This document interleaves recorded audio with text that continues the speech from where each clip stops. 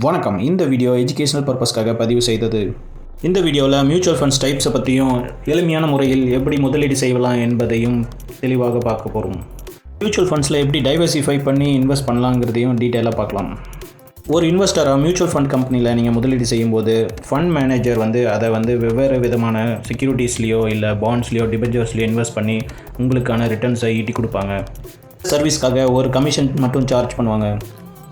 Angel one app மூலிமா mutual fund டைப்ஸை எக்ஸாம்பிளோட பார்க்கலாம். Mutual ஃபண்டுக்கான dedicated app தான் ஏஞ்சல் பி.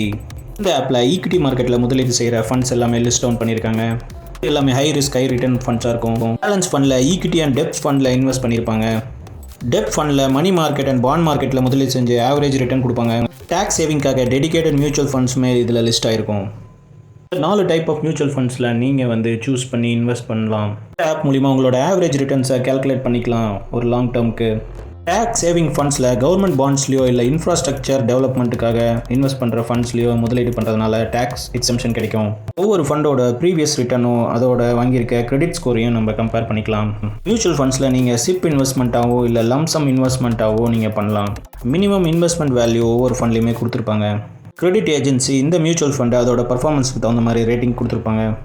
எந்த ஒரு மியூச்சுவல் ஃபண்டும் கேரண்டி ரிட்டர்ன் கொடுக்குறதில்ல. அதனால் மார்க்கெட் ரிஸ்க் தெரிஞ்சுட்டு முதலீடு பண்ணுங்கள். மியூச்சுவல் ஃபண்ட்ஸில் லாங் டேர்ம் இன்வெஸ்ட்மெண்ட்டாக முதலீடு செய்யும்போது உங்களோட ஃபண்டு க்ரோ ஆகிறதுக்கு நிறைய வாய்ப்புகள் இருக்குது. மியூச்சுவல் ஃபண்ட் லாங் டேர்மில் நல்ல வளர்ச்சி அடைஞ்சதுக்கப்புறம் அதோட அறுவடை காலம் வரும்போது நீங்கள் ரெடீம் பண்ணி கேஷ் எடுத்துக்கலாம்.